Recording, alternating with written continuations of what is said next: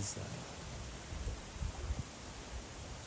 That one is so fun, and yes, it does admittedly look very creepy, but because it is so dark, you also can't really tell by that short video that that is a mermaid statue, not a real mermaid. If you noticed in the video, it doesn't move. With help from the other TikTok sleuths, we've figured out that this is most likely the mermaid statue sitting on a rock. The artist is Tori Dean, and it's in Isla Morada, Florida. The caption of the video says that they're in Key Largo, Florida, which would make sense. That is right in that same area. And as you can see, here are some pictures of the statue in the daylight from a couple different angles. And if you compare it to the video, you can even tell like the way that the arm is and how she kind of looks almost bald in the dark video. Like it all matches up. So I'm fairly confident that that is exactly what statue this is. If it's not that statue, it is a similar mermaid statue. So that being said, hey humans, it's Hannah. Welcome back to the channel. Or if you're new here, we do videos on creepy and disturbing things here. We have an influx of new subscribers coming from the grave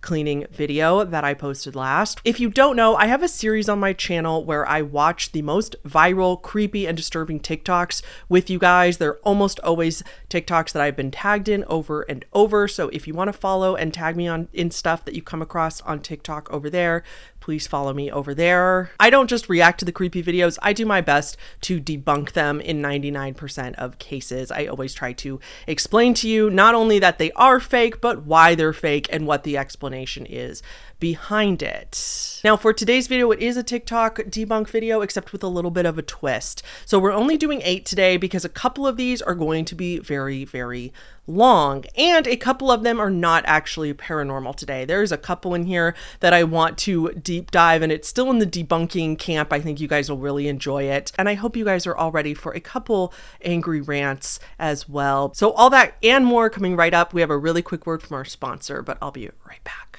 I feel like one of the coolest things about, like the younger generations is that we're now embracing our individuality instead of always trying to fit in and stay with the status quo. I feel like we are better at celebrating our individual styles as well as our quirks, which is why I am so excited to talk about today's sponsor, Pair Eyewear, because they allow you to individualize your outfit down to the very detail. Pair Eyewear is a glasses brand that offers not only subscription lenses, but blue light lenses if you don't need prescription. But they are fully customizable. You just pick out the base frames with their super easy and simple virtual try-on tool. No stores, no in-person stores required. Add your prescription if you have one, and then you get to do the fun part, which is choosing from their magnetic toppers so that you can easily switch up your style depending on the day. So if I'm feeling a little girlier that day, I would put on like my periwinkle toppers. I have these as well as these. They're kind of holographic. They're so cute. They have toppers for literally every outfit in your closet, I promise you. They also have a huge selection of sun tops, so you get to turn your regular glasses into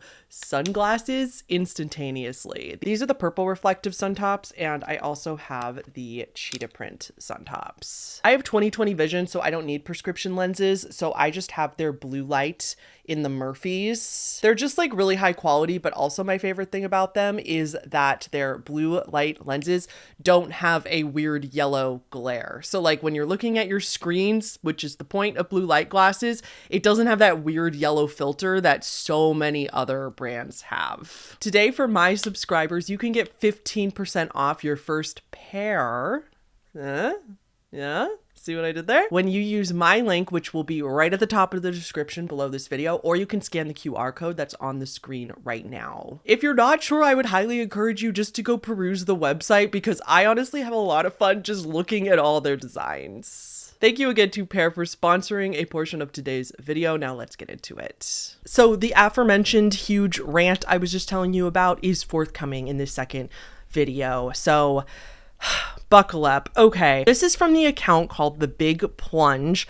I'm going to react to this video, but I'm probably going to speed it up in post because I'm going to just explain to you the context of the video. I don't think you need to listen to every single word very carefully. It's a 2.5 minute video and it's just conspiracy theory garbage. So here's the context before we watched. So this guy in the video, this guy is claiming that he has cancer, and so he's making his deathbed confession. Since he's going to die, he's prepared to share with the world a story that his father told him about the moon landing that his father told him on his deathbed in 2002. The caption of this video says that he's addressing this video to Bart Sibrel. I'm sure I'm saying his last name wrong, which if you don't know who Bart Sibrel is, I will get to that in a minute as well. No worries. But it's just a little confusing to understand what's going on here. So to recap, this guy we're about to watch is talking about a story his dad told him, and he is trying to send this video to this Bart Sibrel, or Sibrel, however you want to say it. So this is my deathbed confession, because now I'm dying of cancer. So I'm going to go ahead and make this video for Bart Sibrel. In 1968, my father was stationed at Cannon Air Force Base in New Mexico. He was in the military police for over 20 years, and on his deathbed in 2002, we made a recording of what happened. Okay, anyway, this is the story that my dad told me on his deathbed. Project Slam Dunk was the name of this. President Johnson in 1968, okay, in Cannon Air Force Base in 1968, he said by the time he got there, that there was already 2 large hangars that were connected. There was hundreds of dump trucks that came in and dumped sand and stone, and cement powder was powdered over the top of all that to make it look like a lunar landscape. They had men that fashioned it into a lunar landscape, he said. Okay, I've never known my dad to lie, so this all took me by surprise. You know, what's that all about? So anyway, he said that in front of the airplane hangars was pole framing with large canvas tents that was concealing the inside of the staging area.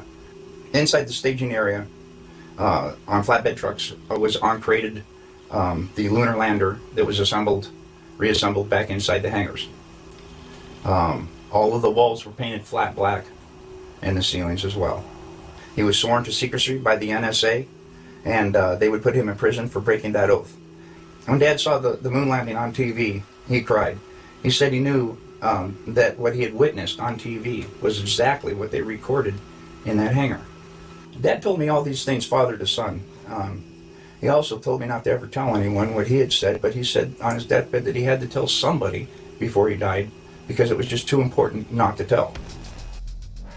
You guys, my eyes cannot roll further into the back of my head. I will lose them. They will fall out of my skull. Oh my God. So again, if you didn't really get much of what he was saying, or if you kind of zoned out, don't worry, because don't go back and rewatch it. I will tell you the gist of what you need to know. It's not that his story is unintelligible. It's just hard to sit there and even listen to it because, oh my God. So this guy is basically saying that his father told him that he was like there with the moon landing shenanigans, and he actually saw the setup of how they faked the moon landing, that he saw firsthand that they faked the moon landing, and that nobody landed on the moon, but he saw with his own 2 eyeballs the astronauts pretending to land on the moon. That's all he's saying. The reason he's addressing it to this Bart Sibrel is because Bart Sibrel is a very, if you're in that particular niche of the world, is a very well-known moon landing denialist / extreme conspiracy theorist. Bart Sibrel has pretty much devoted his life,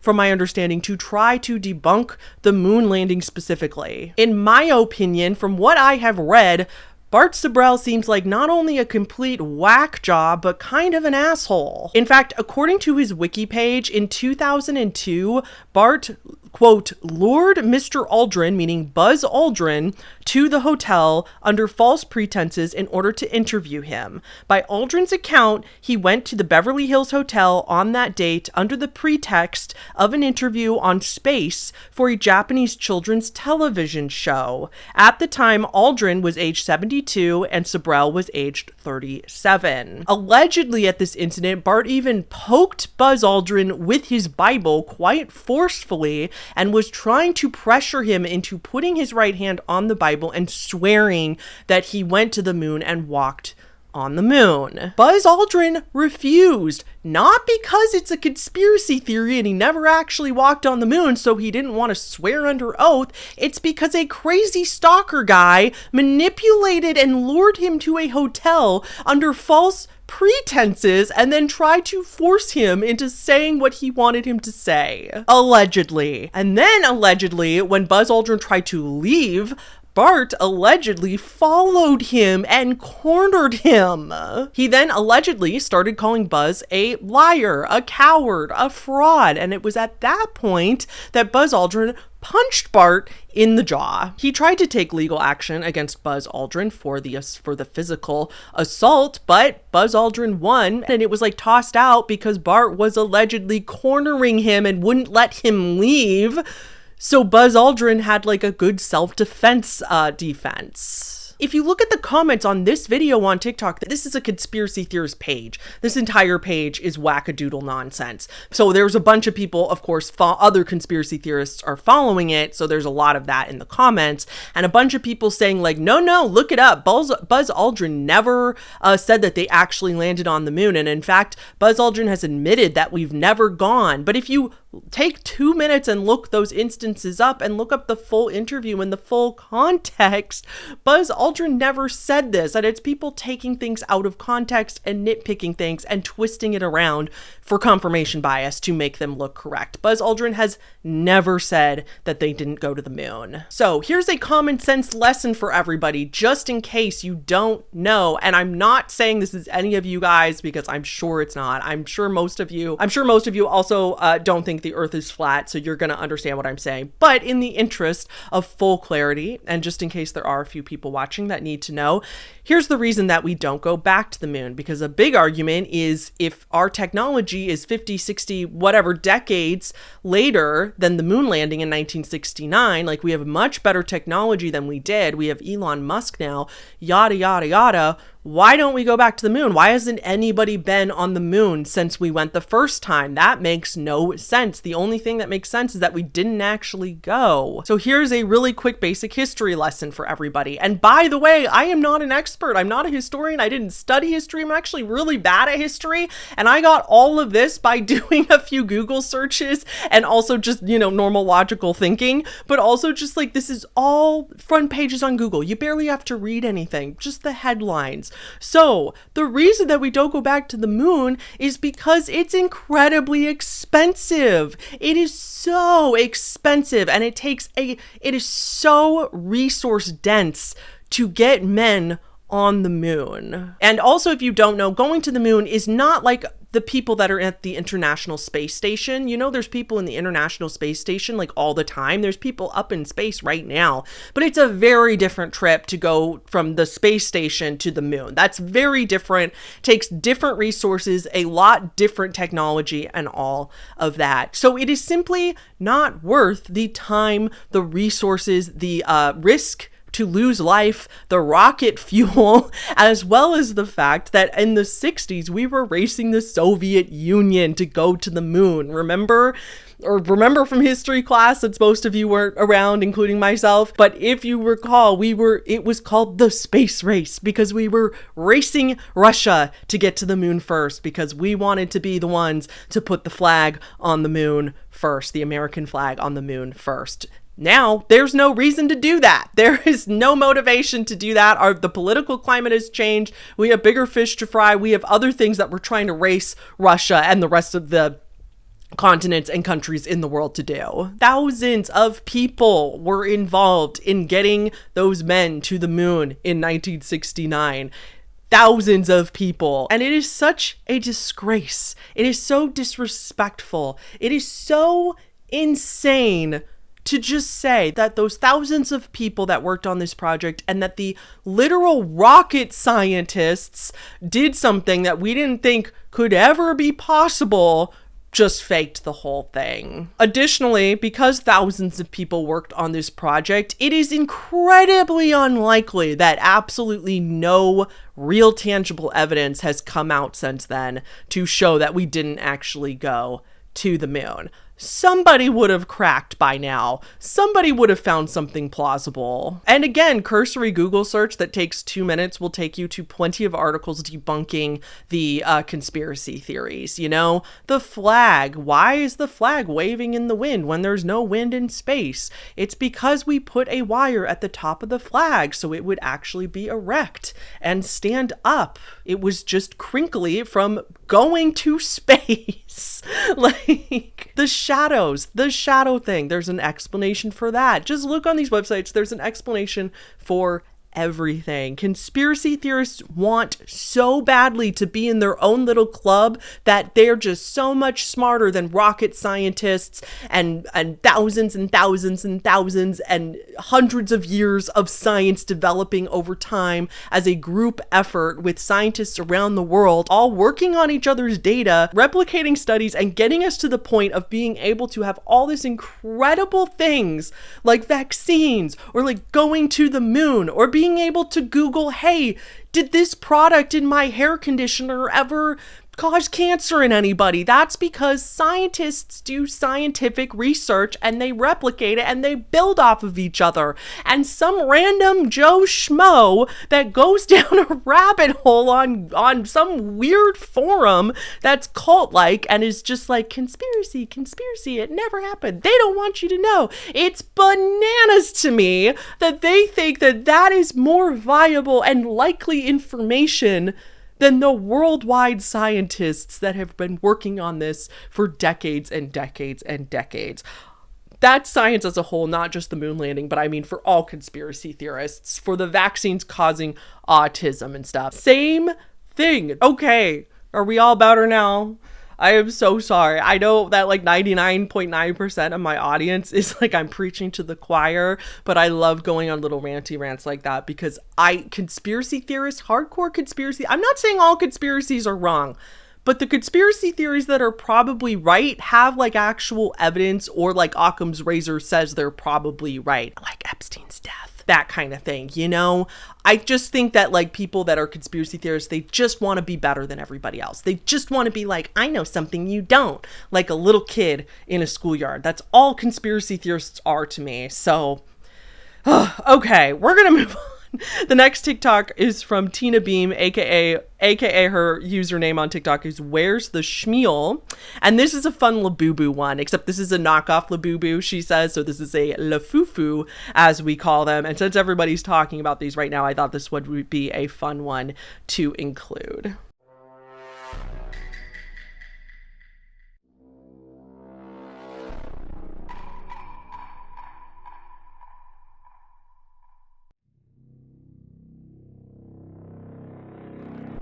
So yeah, that video has over 16 million views, and I will admit that is a little creepy. That does actually kind of low-key look like a camera lens, because the other one doesn't have 3 dots, and it almost looks like it's like a misprint of 3 dots, but like it's not. I don't know. That is really, really weird. So yeah, a lot of people freaking out. But then, of course, as this goes, she posts a part 2, and only a fraction of the people saw it. Still got 1 million views, but 16 million versus 1 million. So the vast majority of people didn't see how this actually turned out. And spoiler alert, she does a full autopsy on this poor little Lafufu, and turns out there's not a camera. There was no camera. There's just fluff and the eye thing. So my best guess is that, like I kind of alluded to before, that this was a misprint, or this was some sort of mistake in the factory, because like she said, this is a counterfeit Labubu. This is not a real Labubu. Just like the stitching on a fake Chanel bag is going to be, once you notice it, it's going to be very different than a real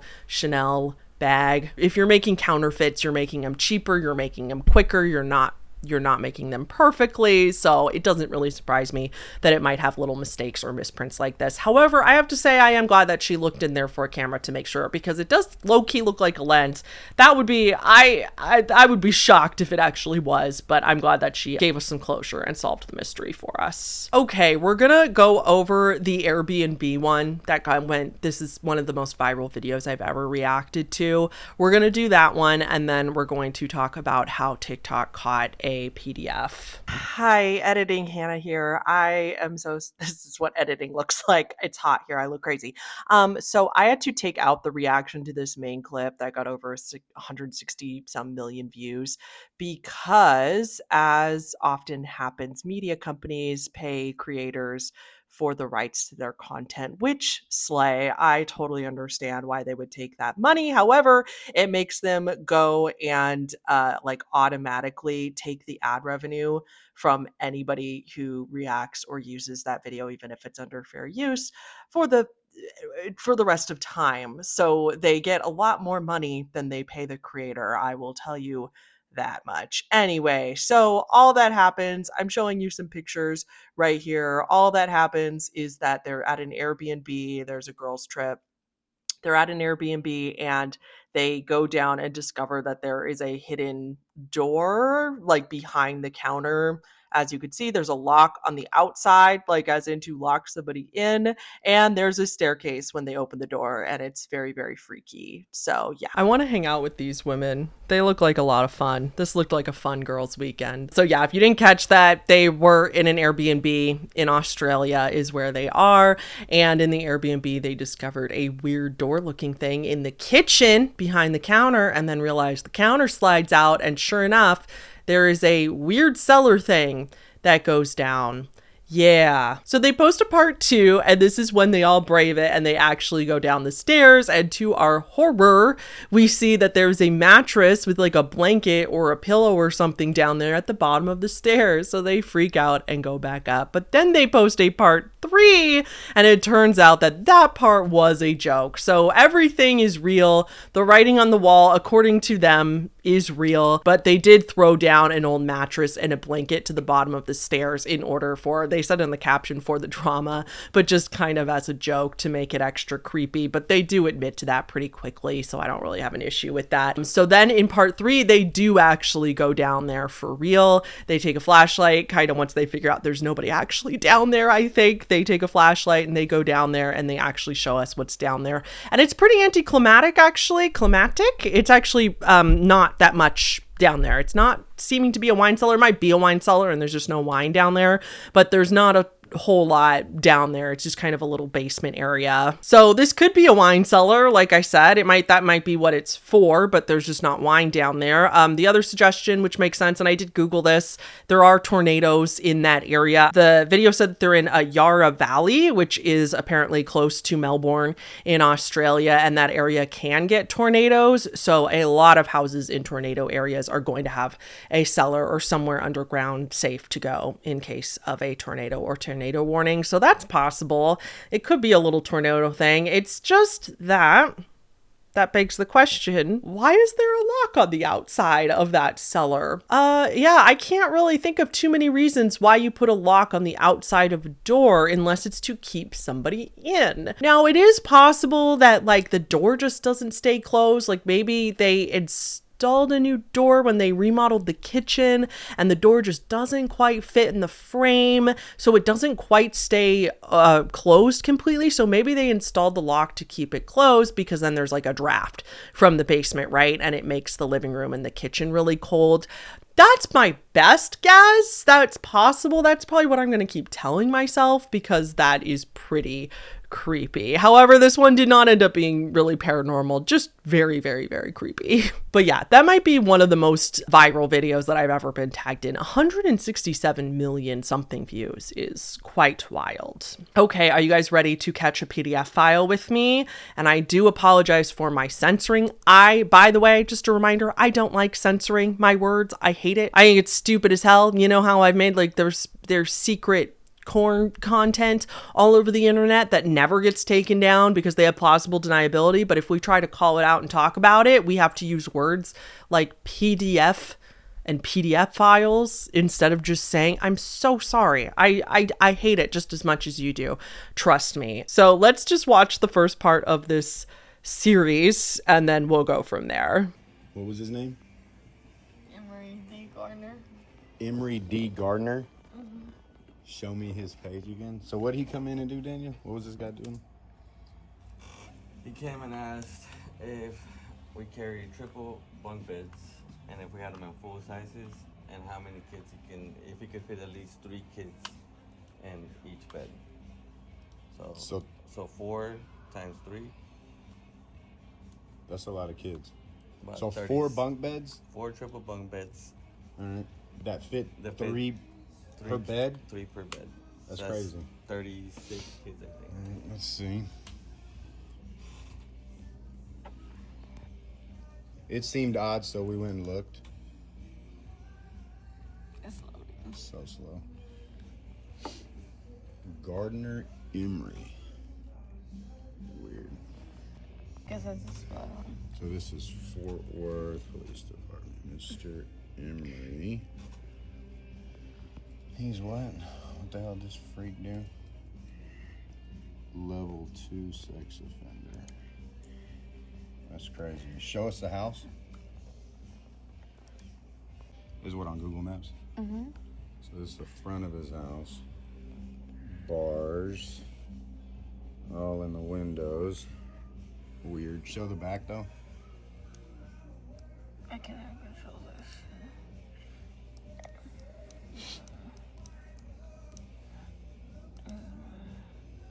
Nope, the other way. Another one. What's the There it is. fucking address? That's nuts. Hell no. Bars on the windows and everything. All that's closed off. And this guy wanted how many mattresses and beds? 12. Hell no.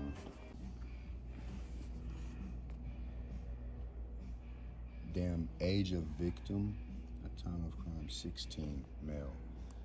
You nasty son of a bitch. Off. Even in the back there's bars. Yeah. Sad. Like a fortress. Okay, again, just a quick recap in case you zoned out or didn't understand the TikTok. So this is a guy, these are employees in a furniture store, and some guy in the area came in and asked them if they could produce / make, or if they make bunk beds, but he wanted triple-decker bunk beds and not single beds, like not twin-size beds, but he wanted full-size mattresses on every single one. So not only did he want a triple bunk bed with full-size mattresses, but he wanted 4 of them. So he wanted 12 beds in total, and he said specifically he wants to be able to fit 3 kids on each mattress, which means that he was looking for a place to sleep 36 children. So the employees thought this was a little odd, as most people would, and they had his information because I think it's pretty easy to get his information. They were probably like, oh, give us your license or give us your name and we will write it down and we will call you back with any information, yada, yada, right? It was probably pretty easy to get his information. So they start going on a little hunt. Now, obviously, as you saw in the video, he is a registered SO, and that is the censored version of this. Again, I'm sorry for the censoring, but if you didn't know that, like, you might think, like, maybe there's a plausible explanation, right? Hopefully there is. For 36 children, maybe it's a giant Airbnb for like summer trips for like giant groups of college kids or something who don't care about beds, and so he just wants a ton of beds in there so he can charge as much as possible for a bunch of people. Or maybe it's a kids summer camp somewhere. Maybe it's a kids summer camp and he's setting up the cabins and he needs triple decker bunk beds in each of the cabins. You know, we're trying to work with you here, but obviously those explanations fall apart and don't make a lot of sense, because that doesn't explain why he'd want full-size mattresses in all of the beds. Why would he need full-size mattresses? If that makes no sense for a summer camp or an Airbnb, that makes no sense, right? So sure enough, they look him up and he is in fact a registered SO. If you want to go watch the videos and follow along with more updates for yourself, the guy on TikTok is David Hamden. He's from Fort Worth, Texas. He is I think the manager or, somebody in charge of this furniture store in Fort Worth, Texas. This just happened on July 15th, and there's a lot of updates coming out of the woodwork as we go. Like, there's probably new videos even today. So sure enough, if you want to look up Emery D. Gardner for yourself, he comes right up. And according to his online records, he is a level 2 offender. According to that, like cursory search, he was charged, his original charge was indecency with a child by exposure, which, I mean, that can mean a lot of things, but often it doesn't mean actual contact.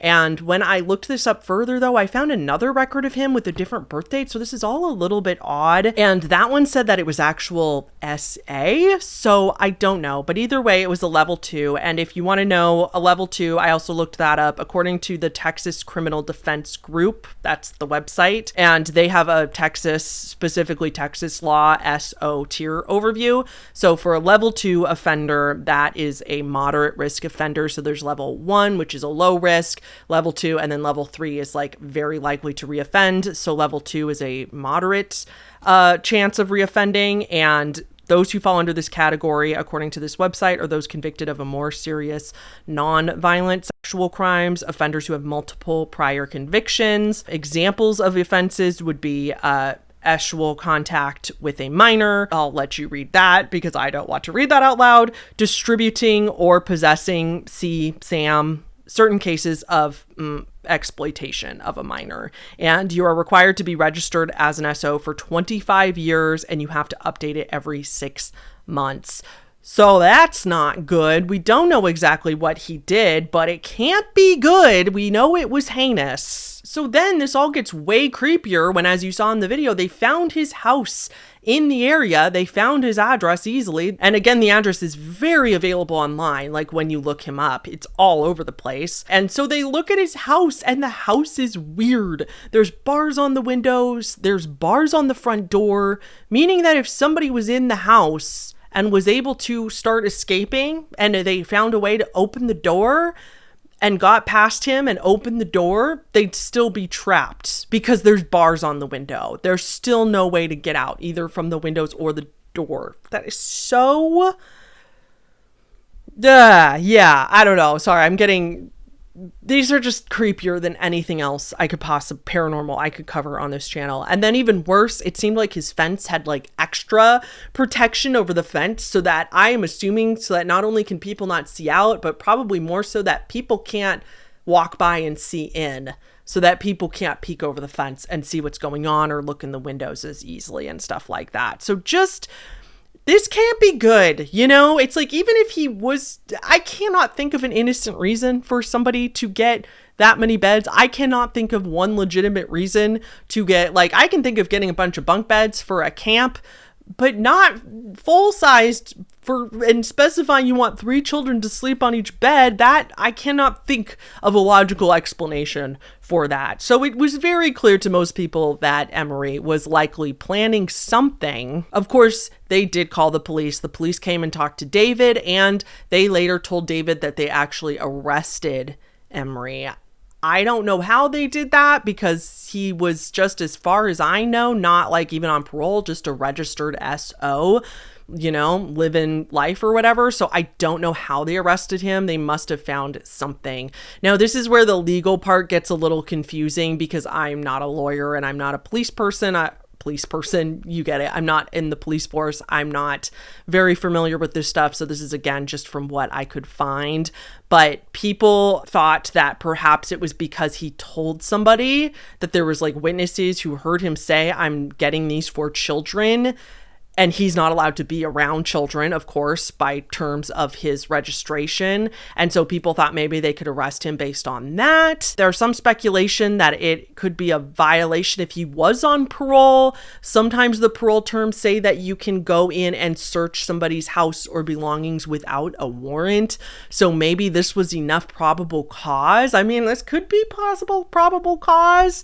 Maybe they were able to finagle the system into this being probable cause because they probably had it on video that he was in the store. So maybe it was probable cause to go search, and then they found something in the house that allowed them to arrest him. Not that I'm complaining. I'm glad that he got arrested, because clearly he was planning something. And this David and his employees probably saved quite a few children. The other thing that David then goes on to find out from, you know, he's doing some sleuthing and asking around and talking to the police and everything. Another thing he found out is that there's another registered SO living at that house with him, and people thought that was weird. He also found out that one of them, I think Emery's son, if not the roommate's, the other registered SO's son, lives down the street, and this son is also a registered SO, and people were really confused. He was like, how is this legal? People were like, how can they live together? That doesn't make any sense. We thought that that registered SOs are not allowed to live together. And the explanation for that is that that's just not true. In a lot of states, again, if you look up the laws, it's totally fine for them to live together. In a lot of cases, there's only a few cases where if they're like actively paroled, they can't, or there's some other cases if their parole officer says no. But in a lot of cases, they're totally allowed to be roommates. And I mean, that does kind of make sense to me. I am not defending anything that people like that do, but nobody else is going to want to live with them. You know what I mean? So it does kind of make sense that they like put them in together because they're also, you know, like high risk to have violent crimes be pulled against them, which again, I'm not saying I feel bad for them, but it's just a fact that they are at higher risk for getting people mad once they figure it out, you know? And it also just like makes sense because nobody else is going to want to live with them. So they just kind of live together because they can just relish in their like, well, you're the only one that gets it and blah, blah, blah, blah, blah.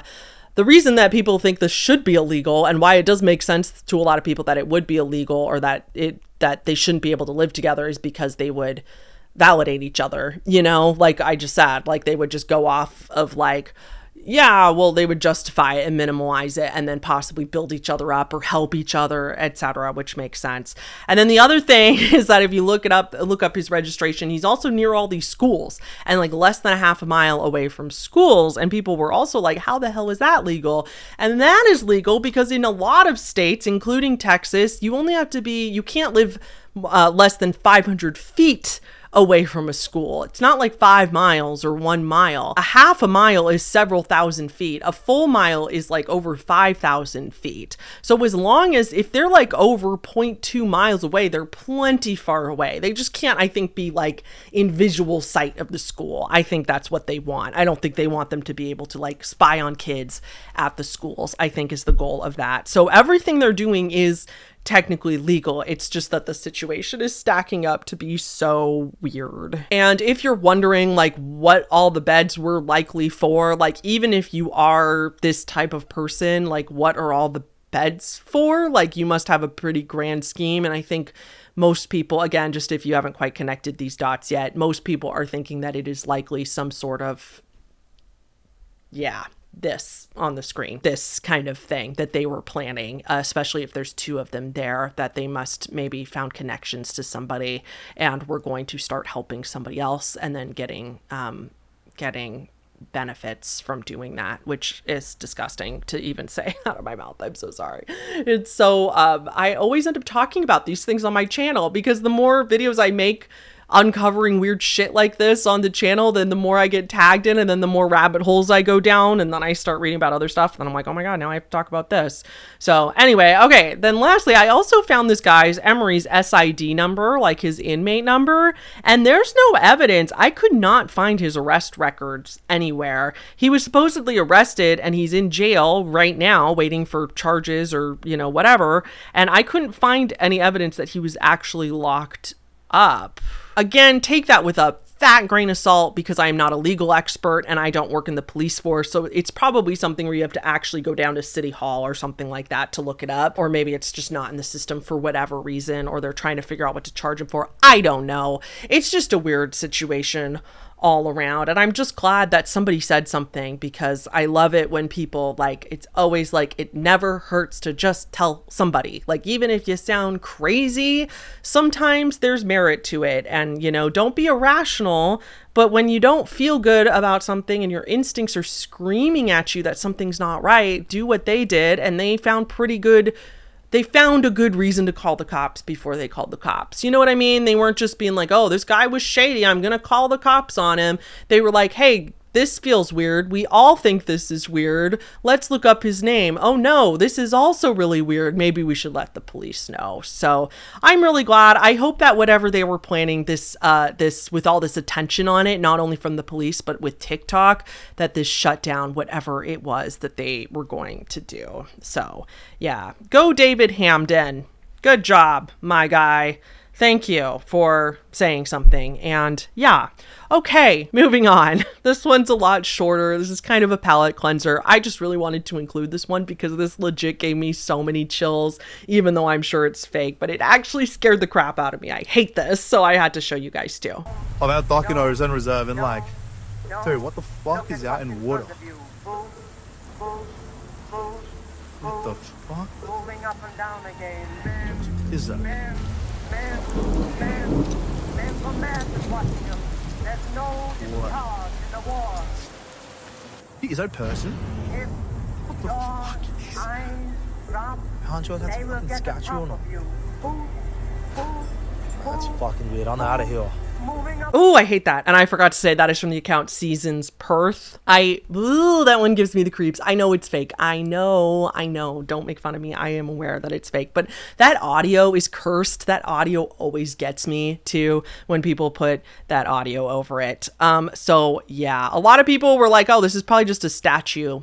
That's not a statue, y'all. That's a person dressed in a nun costume standing in the water, in the rain, in the dark while this guy films it. If you notice right here, the arms are there. And then later in the video, the arms are in front, like on the sides, instead of in the back. And then I swear to G, I swear at the very, very end of the video, you see it move. I'll replay it here in slow motion. Maybe I was just wrong and just like, it was nighttime when I was watching that, so I started to see things, but I swear this thing moved at the very end. So yeah, I am 1000% positive it was just one of his friends dressed in a nun costume and just got in the water. I even asked Emma from Spooky Astronauts because she lives in Australia, and I just asked if she'd ever been to that area before. He said it was like the ozone reserve in Perth, and she didn't give that much more, like there wasn't some magical more info that she had or anything, but she said that she's been along there before, and I was like, I think it's a real person in a nun's costume. She was like, it's just a weirdo probably. Lots of people fish around there, so it's not weird to see anybody in waist deep in the water,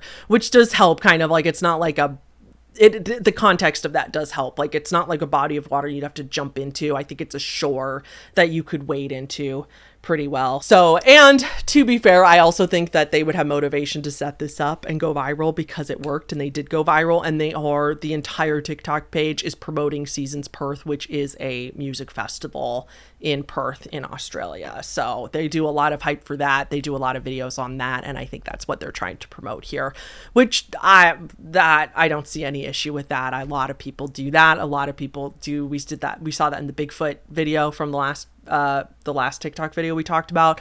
A lot of people do that to like promote their business because that's how marketing works nowadays. Okay, I have a really quick update on this one actually, and turns out I was right, but only found out I was right with the help of said Emma. So she messaged me on Instagram because she got a promo for Seasons Perth for their Halloween festival, and sure enough, there's a flash of this nun in the promotion for their Seasons Perth Halloween festival, as I'm showing you on the screen right now. I'll play it a couple times for you so you can see what I'm talking about, but yep, there she is. So this definitely is a promotion for Seasons Perth music festivals, which honestly, slay. This looks like so much fun. I want to go, but unfortunately I probably can't plan a trip to all the way to across the world in such a short amount of time, but it does look super duper fun. So if you guys are in the area and want to check it out, they're Seasons Perth on TikTok. This next one is from Luke Fernandez 59.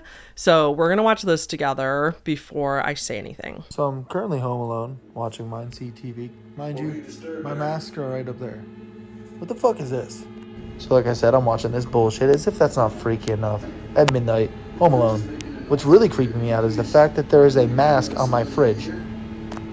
Here, let me zoom. That's not my mask. My mask is behind me.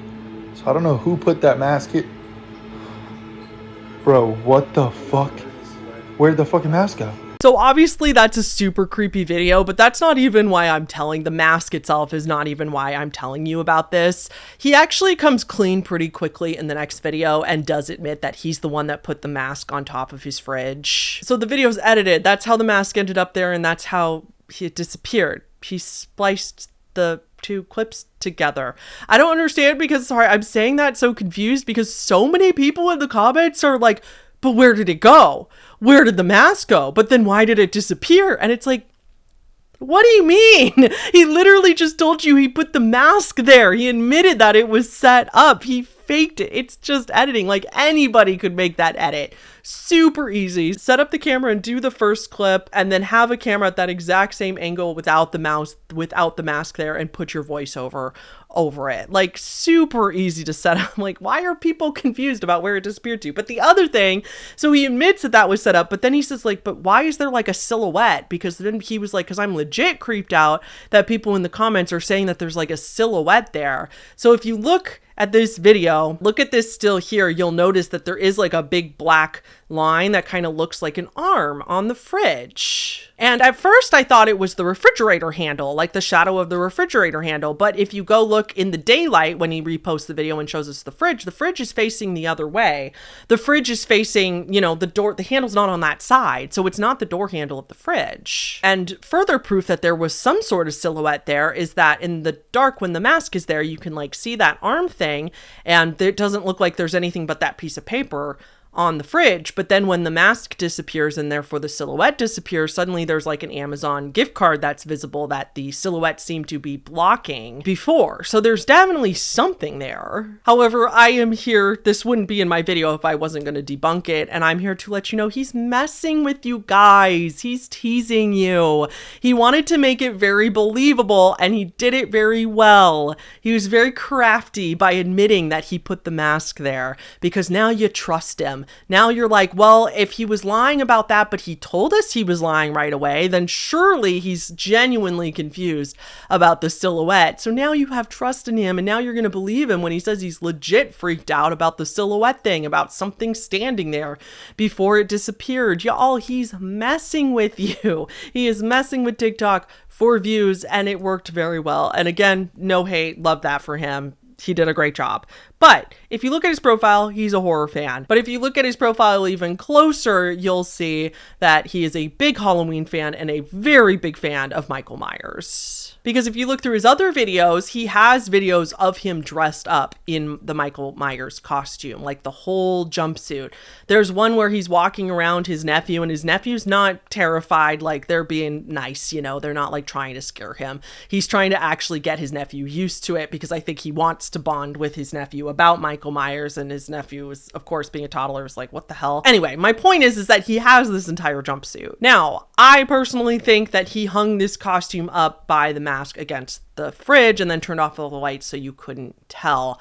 I don't think it's a person standing there, obviously, because the mask being on top of the fridge like that, the person in the costume would have to be like 7 or 8 feet tall. Like, he'd have to be incredibly tall. And by other videos of this guy, he looks like tall, but not that tall, right? So I am pretty confident that he just hung, kind of draped this costume over next to the mask to also make it look like there was a silhouette there. And if you look super, super closely under the mask, there's even like a little line right there, which I don't know exactly what that is, but it's just a little suspicious to me that might be some sort of string or some sort of hanging apparatus for the costume to get it to stay propped up on the mask like that. I don't know for sure, but that little part to me looks a little suspicious. But either way, this wouldn't be hard to do, to put something heavy over the top of the costume and have it hang over the fridge like that, so that sleeve is there. And so that, I mean, you could even put a magnet inside of the sleeve and attach it to the fridge so that it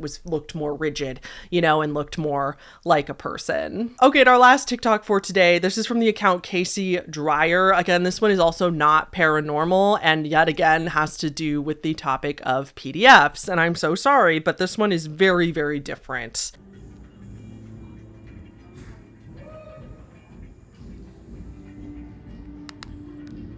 So that's it. That's the whole video. She's on a cruise, and she says later that she's on the Celebrity Silhouette cruise. And it's kind of like, what the fuck?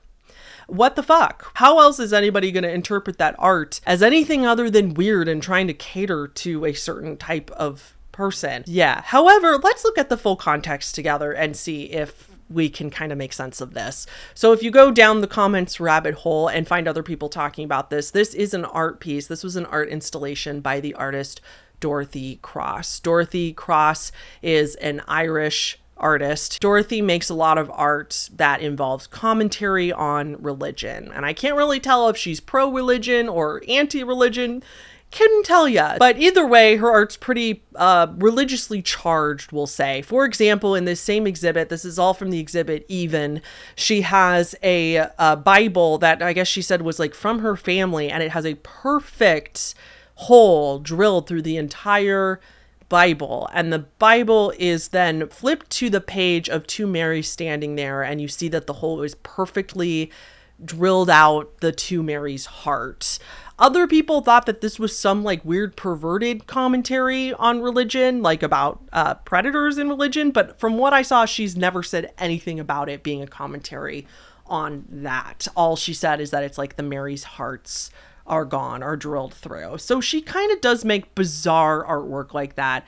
There's other ones where she has taxidermied gardener snakes with like crystals, just stuff that like that is very much like, is this art? Because some people don't think this is art at all, but other people would think that this is like priceless art, that she's literally made it in museums and stuff, you know, like that kind of stuff. It definitely sparks conversation, we'll say. So these photographs that we saw on the cruise are from this same exhibit called Even. These photographs were taken 1995 or 1996 is what the exhibit says, and it's a series of black and white photos, and she called it Close Your Eyes and Open Your Mouth to See What God Will Give You. And this, she also said, was apparently based on a game that they played as children, a game of trust, which I think involved like closing your eyes and opening your mouth as a child. And I think you played it with other children, and they put you'd have to trust them to put this is not gross at all. This is literally just a childhood game. But what I understood is that it's a game where you put, you know, food items in each other's mouths, you know. But clearly these art pieces being called that, I think, was her commentary on communion. And I think what it is she called it Close Your Eyes and Open Your Mouth to See What God Will Give You, basing on a game of trust she played as a child, to kind of be commentary on literal children going to church and just blindly following what their parents tell them to, and just opening their mouths and letting strangers put, you know, the communion crackers in their mouths without them really knowing what it is, and also just kind of going along with it all and being like, okay, without really getting to make that decision for themselves. That's how I interpreted it based on what I read. I could be totally off base there. But either way, it's obviously some sort of commentary on communion. That is what these children are supposed to be representing. And when you see it in the exhibit, it looks way different in context. It is thought-provoking. It is supposed to cause conversation and perhaps even make somebody uncomfortable, but I think more on the implications of communion in general, not so much actually where all of our heads go. So in context, very important part there, in the correct context, this is not inherently creepy. If you saw it in the exhibit, you would probably be like, that's an interesting thing to take a photo of, but you wouldn't be like, clutches pearls, you know? What is creepy is seeing these photos on a cruise casually in a hallway without any sort of explanation or context with them. Like, literally, who approved this? How dumb did the designers of this cruise ship have to be to see this and go, yep, period. Let's slap this up on the wall for thousands of people a year to have to walk by as they go to their rooms. Yep. Say less. Perfect. I just don't understand how they didn't realize how inappropriate and weird this is out of context. I understand why people would be put off by this. Like, literally, like, who is this for? You know what I mean? Like, why? Why? When there's so much other art, so much beautiful art to choose from that would be more on brand with a cruise too, that you could put up on this wall, and this is what they chose. Just very, very odd. Now, my personal opinion, I don't think there's a conspiracy here. I think that this was honestly just a weird oversight that nobody's really caught on to before, and this probably a lot of people thought it was weird. She even said that she went and told some of the crew that she thought the art was weird and made her very, very uncomfortable and stuff, and they probably get that all the time. I don't think this means that there's some big conspiracy or again, ring or something in the cruise or something weird going on like that. This seems very much, I think if that were going on, I don't think it would be this obvious. I don't think that they would put it this much in your face. I think that there would be a lot more subtle hints, you know, like they wouldn't be so obvious about it. They wouldn't just put the clues right in front of your face like this. This seems way more just like dumb design idea. And again, like if you watch, Dorothy Cross has a TED Talk that you can watch where she talks about her art and everything like that. And if you just watch her as an artist, she's not creepy whatsoever. And none of her art is either. It's very clear that genuinely none of it was intended the way people are taking it. It's just that this was grabbed somewhere in context and then thrown out of context. You know what I mean? So I do understand why people are kind of angry about this and not the art piece. Again, I don't want to be like overreactive and say that like there's anything wrong. Like art, it's legitimate art. She is a legitimate artist, but in the right context. Out of context, this is very, very weird. Let me know what you guys think in the comments below. Sorry for all the censoring. Once again, if you want to hear my uncensored takes on not safe for work stuff, you can go to my Patreon. Mid-tiers and above get access to this not safe for work iceberg that I'm working on over on the Patreon. Part 6 is coming out very, very soon. In the next week or so is when part 6 will be put out. They're now all on Dropbox but you have access to like all the videos in the folder there. So if you're interested in that, we also do other fun stuff. We have a big fun Discord server over there. We just watched Us together in a Netflix party and we have some early access over there and lots of other fun stuff. So if you want to join, that's here. And thank you so much to Pair Eyewear again for sponsoring today's video. Thank you to all the top tier patrons on the screen right now. Shout out to all the new top tiers: Naitiri, and I'm so sorry if I'm saying your name wrong, Naitiri, Dr. Dunce, Kristen Campos, Laura Kyo, Liv Maria, Mia Isha, Devin, Finn Lee, Cruz with a Kindle of Kittens, Hope S Theme. Oh my gosh, I'm so sorry if I'm saying your guys' name wrong. I apologize. And Fern Blum. Thank you guys so much for joining at the Alien tier. I'll see y'all in the next one. Okay, bye.